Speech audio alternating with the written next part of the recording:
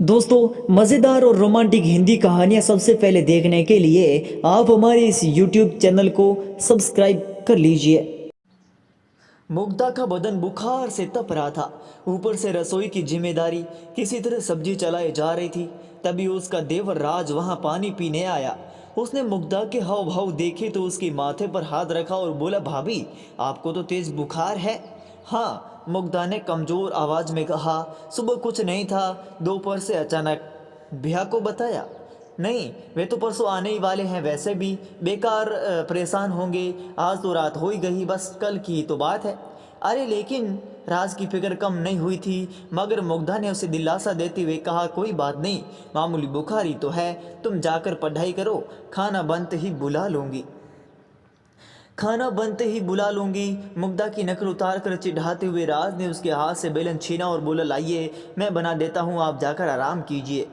न न, लेट गई तो मैं और बीमार हो जाऊंगी। मुग्धा बैठने वाली में से नहीं थी। वह बोली, हम दोनों मिलकर बना लेते हैं। और वे दोनों मिलकर खाना बनाने लगे। मुग्धा का पति विनय कंपनी के किसी काम से 3 दिनों के लिए बाहर गया हुआ था। वह कर्मचारी तो कोई बहुत बड़ा नहीं था, लेकिन बॉस का भरोसेमंद था। सो किसी भी काम के लिए वे उसे ही भेजते थे। मुग्धा का 21 साल का देवर राज प्रतियोगी परीक्षाओं की तैयारी कर रहा था। विनय जैसा प्यार करने वाला पति पाकर मुग्धा भी खुश रहती थी। कुछ पति की तनख्वाह और कुछ वह खुद जो निजी स्कूल में पढ़ाती, दोनों से मिलाकर घर का खर्चा अच्छे से निकल आता। सास ससुर गांव में रहते थे। देवर राज अपनी पढ़ाई के चलते उनके साथ ही रहता था। जिंदगी में कमी थी तो बस यही कि खुशहाल शादीशुदा जिंदगी के 10 सालों के बाद भी उनके कोई औलाद नहीं थी। अब मुग्धा 35 साल की हो चुकी थी। अपनी हम उम्र बाकी टीचरों को उनके बच्चों के साथ देखती तो न चाहते हुए भी उसे रोना आ ही जाता। वह अपनी डायरी के पन्ने इसी पीड़ा से रंगती जाती।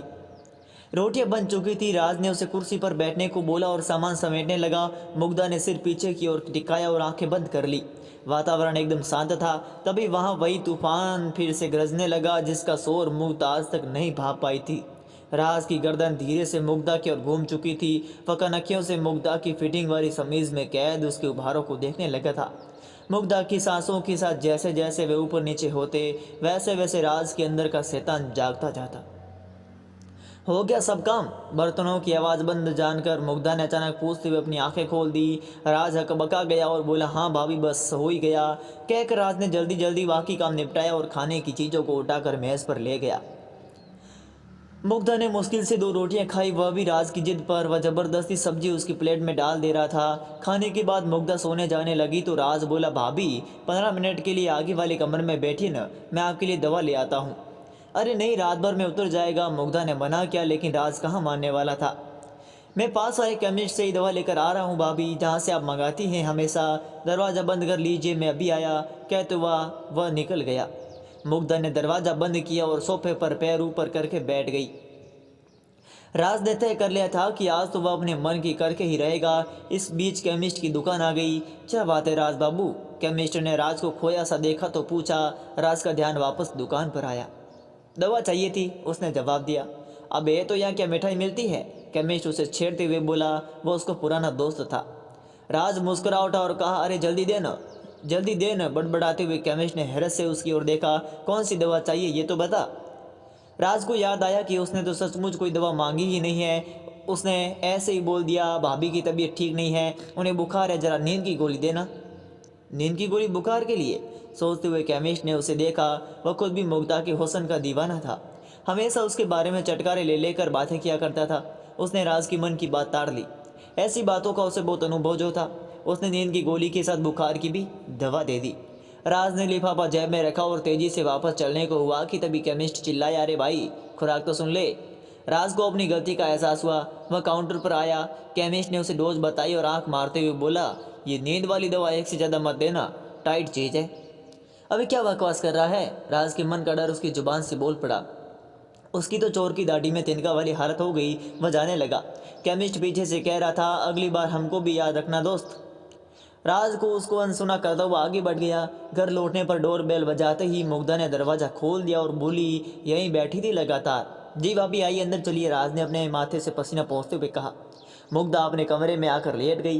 राज ने उसे पहले बुखार की दवा दी। मुग्धा दवा लेकर सोने के लिए लेटने लगी तो राज ने उसे रोका, भाभी अब एक दवा बाकी है। कितनी सारी ले आए भैया, मुग्धा ने थकी आवाज़ में बोला और बाम लेकर माथे पर लगाने लगी। भाभी दीजिए, मैं लगा देता हूँ, कहकर राज ने उसे बाम की डिब्बी ले ली और उसके माथे पर मलने लगा। थोड़ी देर बाद उसने मुग्धा को नींद वाली गोली भी खिला दी और लेटा दिया। राज उसका माथा दबाता रहा। थोड़ी देर बाद उसने पुष्टि करने के लिए मुग्धा को आवाज़ दी, भाभी सो गई क्या? कोई जवाब नहीं मिला। राज ने उसके चेहरे को हिला डुला कर भी देख लिया। कोई प्रतिक्रिया न पाकर वह समझ गया कि रास्ता साफ हो चुका है। राज की कनपट्टियों में खून तेजी से दौड़ने लगा। वह बत्ती जलती छोड़ मुग्धा के ऊपर आ गया। मर्यादा के आवरण प्याज के छिलकों की तरह उतरते चले गए। कमरे में आए भूचाल से मेज पर रखी विनय मुग्धा की तस्वीर गिरकर टूट गई। सब कुछ शांत होने पर राज थक कर चूर चूर होकर मुग्धा के बगल में लेट गया। बस अब बुखार उतर जाएगा भाभी जी, इतना पसीना जो निकलवा दिया आपने का। राज बेशर्मी से बड़बड़ाया और मुग्धा की कुछ तस्वीरें खींचने के बाद उसे कपड़े पहना दिए। मुग्धा अब तक धीमे धीमे करा रही थी। राज पलंग से उतरा और खुद भी कपड़े पहनने लगा। तभी उसकी नज़र आती खुली दराज पर गई।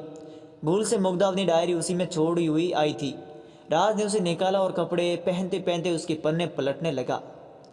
अचानक एक पेज पर जाकर उसकी आंखें अटक गई। वह भी अपनी कमीज के सारे बटन भी बंद नहीं कर पाया था, लेकिन उसको इस बात की परवाह नहीं रही। वह अपलक उस पन्ने में लिखे शब्दों को पढ़ने लगा। उसमें मुग्धा ने लिखा था, बस अब बहुत रो लिया, बहुत दुख मना लिया औलाद के लिए। मेरा बेटा मेरे पास था और मैं उसे पहचान ही नहीं पाई। जब से यहाँ मैं आई उसे बच्चे के रूप में देखा तो आज अपनी कोख के बच्चे के लिए इतनी चिंता क्यों?